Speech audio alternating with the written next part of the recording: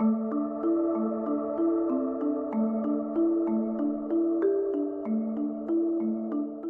to NBC10 and Telemundo 62's Changing Climate. I'm Brittany Shipp. And I'm Justin Godnick. 2023 was the hottest year on record, and climate scientists say that 2024 is already challenging some climate records. And with the warming climate, we have to talk about our oceans. NBC10 meteorologist Michelle Rotella takes us down to the Jersey Shore to show us how climate change is impacting people who earn a living with the ocean. For John Godwin, lobsters are his living. There's a nice one. His father started Point Lobster in Point Pleasant, New Jersey in 1981. John took over the business in 1997. Put this one back in the water. He says he's noticed something about the number of lobsters off the Jersey Shore over the last decade or so. Well, I think there's been a slow decline in the landings of the lobsters. By landings, he means the number of lobsters caught each year by fishermen. He says the quality of the lobsters is still good, but there's just fewer of them. Whether that's a result of the hurricane disturbing the bottom, the natural environment for the lobsters, or if it's from changing environmental conditions as far as water temperature, it's hard to tell. He's referring to Superstorm Sandy. It's been almost 12 years since the unprecedented hurricane hit. According to a 2021 study funded by the National Oceanic and Atmospheric Administration, the damages caused by Hurricane Sandy were exacerbated by climate change. Hurricane Sandy was one big variable. We had some really record years for landings prior to the hurricane, and since the hurricane, the lobster population really hasn't come back. I don't know what it was with that storm, whether it changed the bottom but it definitely affected migration patterns significantly. Greg O'Connell is a recreational fisherman. He's the president of the Association of Surf Angling Clubs. O'Connell says it's not just Sandy that's impacted what New Jersey fishermen are and are not catching. I don't think there's any doubt that warmer ocean temperatures, fish population migration, things just seem to be moving in different circles and drifting further north than they had maybe 10 or 20 years ago. According to nonpartisan nonprofit group Climate Central, ocean temperatures along the mid-Atlantic coast have risen by at least 2 degrees since 1982. This might lead some fish and other sea life away from New Jersey waters and others to move here. In the last 5 years, I've made it a habit to get out on the beach in late summer to target Spanish mackerel. It's something that I've always caught down in North Carolina when we were able to travel down there, but that species is now regularly showing up on the beaches here. The temperature will impact its ability, its physiological function, if you want. Enrique Korchitzer is a professor of environmental sciences at Rutgers University.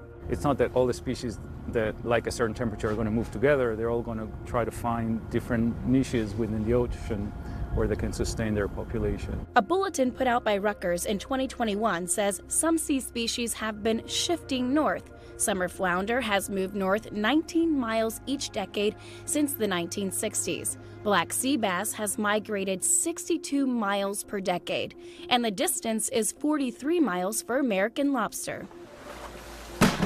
Back at Point Lobster, Godwin says his industry is taking steps to help the lobster population from disappearing. On the lobster boat, when they find an egg-bearing female, they'll notch this tail with this, it's a V notch. So they'll score the tail there, and if in the future when the lobster's caught again, they'll return it.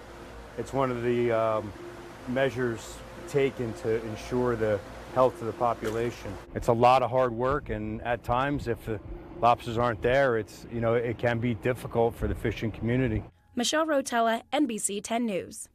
Regulators also limit and ban some fishing of certain species at times, and this is so the population can help recover. Godwin says there is a lot that goes into having a successful fishery, but stormy weather and severe storms limit when boats can go out. And that means more expensive seafood for all of us. From ocean to land, climate change is impacting what we grow and harvest. And as temperatures continue to rise, farmers are adjusting the crops that they're growing. Telemundo 62's meteorologist Brian Mendoza went to the farm to find out how they're adapting. Tomatoes, peppers, fruits, and other fresh produce are some of the locally grown food Springdale farms in Cherry Hill, Camden County, but they've been facing the change of Mother Nature. We have the weather extremes. What used to be irregular is now the norm. Clayton Jarvis is grandson of Springdale's original owners. He says his family has noticed changes over the farm's almost 75 years in operation. Instead of steady rains or reliable weather patterns, everything is more erratic. Fluctuating weather patterns such as warming temperatures, drought, severe weather events, plus sea level rise and increasing carbon dioxide is having a major impact on crop yields. According to Rutgers University Climate Institute, global temperatures have been rising at a rate of about 3 degrees each century. Its data shows an increase of about 5.2 degrees in yearly average high temperatures in the Garden State from 1895 to 2023. 2023 being the hottest year on record worldwide. Warmer winters is a huge problem for us. It's something that we're really going to have to figure out how we can adapt to it. You need that deep freeze in order to keep the pest insects at bay, to break that life cycle, to eliminate some of the diseases that we deal with in the field, soil-borne pathogens that affect our crops. Jarvis says his family has had to adapt to new weather norms, developing resilient cropping systems with every changing season. One recent example is the USDA designating their location as the next warmest planting zone, now designating them as Zone 7B, meaning a 5 to 10 degree Fahrenheit increase during the winter. A way that a lot of people have done it, us included, is moving to more protected culture, meaning under high tunnels, growing in greenhouses, something that you can control the environment. It's an expense Springdale Farms has had to add to their books, along with others, including drip irrigation. That's a type of plastic line with a series of low-pressure water emitters that goes into their high-value crop beds, like the beloved Jersey tomatoes. What we're trying to do is reduce the volume of water. Staying ahead of the game and adapting to the changing weather patterns is key to farmers, but it comes with a cost, not only to them, but also to consumers. According to a working paper series by researchers at the European Central Bank and the Potsdam Institute for Climate Impact, food prices are projected to increase between 0.6 and 3.2% worldwide by 2060. Farmers are adaptable more than anything else. We will meet those challenges as they come. New Jersey Secretary of Agriculture Ed Wengren says his department is committed to helping farmers in the state and works closely with Rutgers University Plant Breeding Program. The program experiments by exposing commonly grown New Jersey crops to higher temperatures the state is expecting in the future due to climate change. More heat-tolerant summer varieties are being looked at, particularly in our fruits and vegetables. So varieties that maybe Florida or Texas or Alabama were growing in tomatoes might be moving up here as we start to have hotter periods of summer weather. We really have to build our farming systems better in order to be able to suffer excessive moisture, droughts, erosion in our fields from the excessive moisture. A seasonal farming adaptation with resilience and faith in their beloved farm. Brian Mendoza, NBC10 News. You know, there's a potential some of our favorite foods aren't going to taste the same. Farmers are going to have to plant different crops than what they're used to. It's going to be very interesting to see how they're going to adjust to climate change. Coming up, let it snow, how the Poconos are dealing with warmer winters. And this.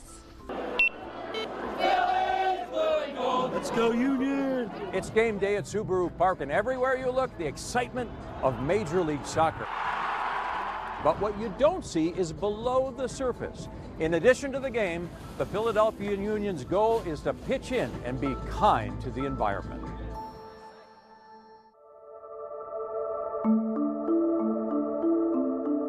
Welcome back to NBC10 and Telemundo 62's Changing Climate. For this next story, we're actually going to head up north, and you definitely lucked out with your story going to the Poconos to find out how climate change is affecting people and also the businesses there. Yeah, that's right. It was a great assignment to head up to the Poconos, middle of winter. And one thing you notice, though, is there's less snowfall and there's warmer temperatures, and that is having a big economic impact on the folks that call the Poconos home.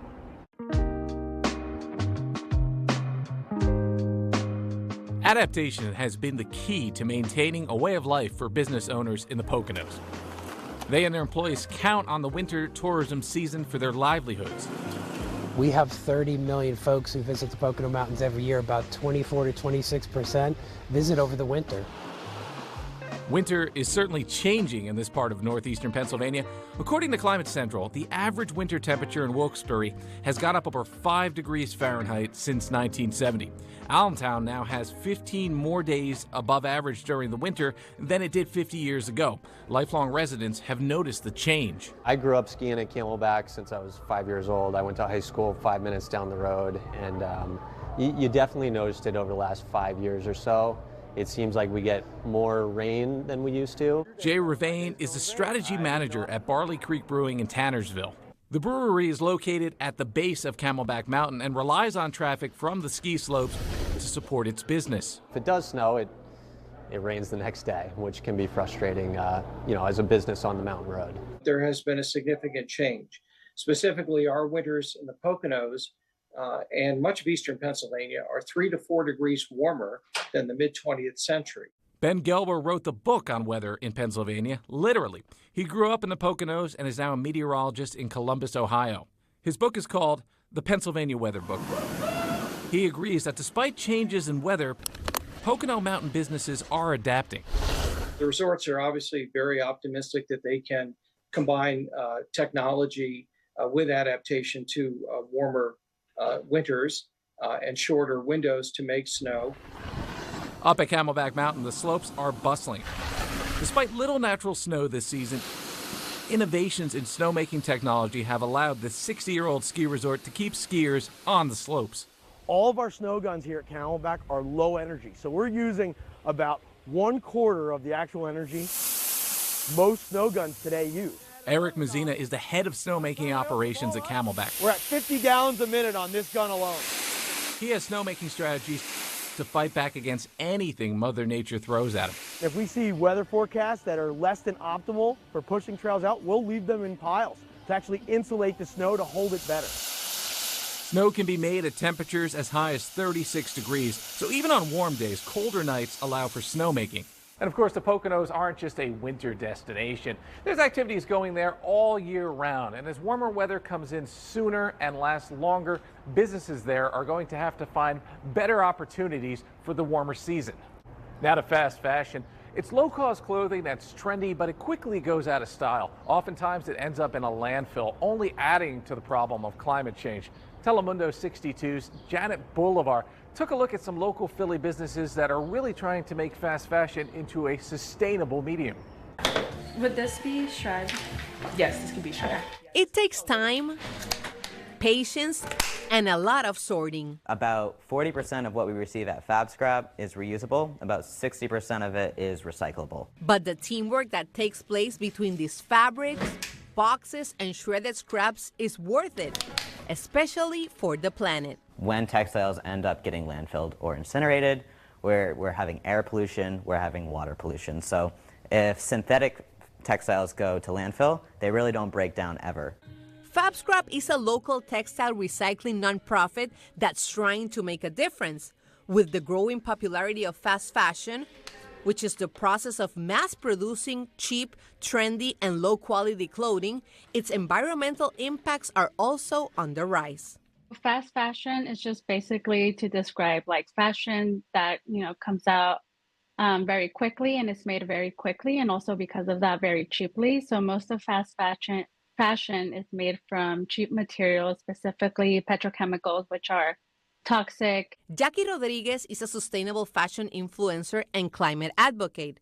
She says that the overproduction of clothes is adding to climate change. These petrochemical facilities or plants also emit toxic fumes into the environment, ultimately impacting our climate and also communities that live around the plants. Rodriguez also points out that the fast fashion industry is clogging landfills. According to the United States Environmental Protection Agency, about 11.3 million tons of textiles go into landfills each year. So we get like 7,000 pounds of material every single week between locations. In Philly, it averages probably around 3,000. Fab Scrap opened its doors in South Philly in 2021. In their warehouse, volunteers come together to sort large amounts of textiles that come from sources including clothing manufacturers, design firms, and theater companies. We have a few garment racks where you can kind of shop through brand new clothing. Another green initiative the company has is its thrift store named the Reuse Room. Customers here shop for designer fabrics, new textile, and even sample garments at bargain prices that would otherwise be thrown away. It's a way to help the environment by pushing back against the fast fashion trend.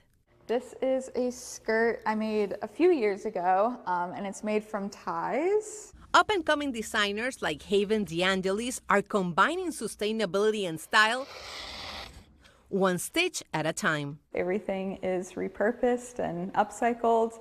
I take apart old clothes and then repatchwork them into new garments. Her creativity blossoms from all sorts of eco-friendly textiles and material.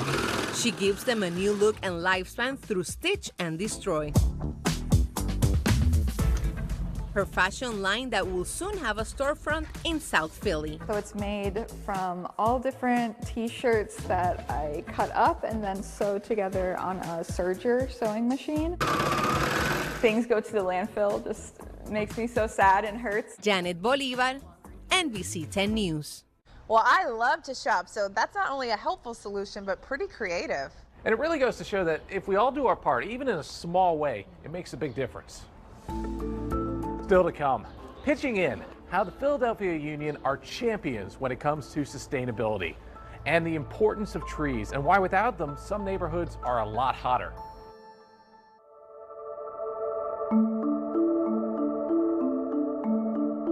Welcome back to NBC10 and Telemundo 62's Changing Climate.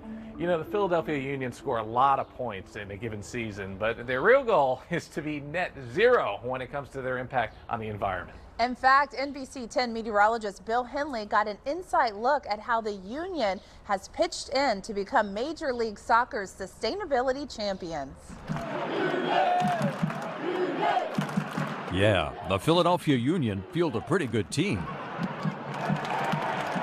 And their fan base, well, they are Philly through and through. But as much as the team loves hitting the back of the net in pursuit of a championship, they are already winning off the pitch when it comes to sustainability. We're the first soccer-specific team in the MLS to achieve to have a zero landfill stadium. Meet Quendell Christmas, or Q as his friends call him. He runs the Philadelphia Union's sustainability effort. We have over 90% of the waste that comes out of here. It either goes to recycling or reuse, with less than 10% going to transfer to energy. And there's a lot of waste. I mean, fans eat and drink a lot here at Subaru Park. Q and his team have made it easy for fans to pitch in and help with sustainability efforts. You'll see these receptacles throughout the stadium.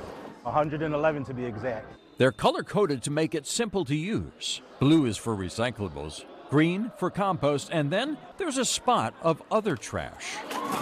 Q says fans get it, and they're doing their part.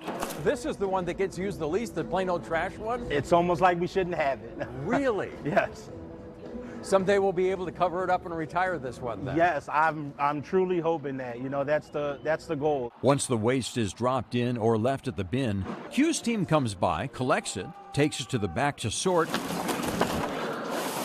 and ultimately sends it off to be recycled, turned into compost, or used for energy. We can get 1, 2, 10 fans that says, I truly understand what they're doing here. Let me add it to my everyday life. All right, I'm going for the toughest one. To help educate fans about the program and have a little fun, the Union have set up unique versions of cornhole and plinko. The games are just outside the stadium in Subaru Plaza. If you get the bags in the right hole. 2 points. Question number 4, how long does it take for a plastic bottle to decompose? And answer a sustainability multiple choice question. I'll go with D. That is the right answer. You win a prize. All right, how about that? Welcome to our Garden for Good. The union aren't just focused on waste. Their sustainability efforts also include growing fruits and vegetables. Do you have one, or is it a variety of vegetables that are grown? It's a variety, all kinds of different vegetables, anything that's sort of like nutrient rich. We were there in early spring, so not much was growing, but this video from the union shows the garden in action. You can see carrots, peppers, tomatoes, and more. They all go to a good cause. This Garden for Good produces over 1,500 pounds of produce every year that gets essentially brought to the city of Chester through our partners at Philabundance and delivered to people who need it. So, on the pitch, in the stands, and around the stadium, the Philadelphia Union are working to set a winning example for a sustainable future. Once you become aware, it becomes your responsibility, so you're obligated. You're obligated to do what you can to pretty much help the future of this environment. You can be sustainable anywhere. I'm Bill Henley, NBC10 News. We want to take a moment to recognize Marty Green. He was a member of the union sustainability team, and Marty passed away in March. The unions say they could not have achieved their goals without him. In 2023, the union planted 25 trees for every goal scored. That added up to 1,425, and this year they planted 350. When we talk about climate change, you hear a lot about trees. Here's why they are so important, especially for certain neighborhoods. What is the value of a tree? Have you ever stopped to think about its far-reaching impacts? When you add together all the trees you see in a city, it's called an urban forest. And an urban forest provides so much more than just beauty for our neighborhoods. But not all neighborhoods, towns, and cities are created equal, and that was by design.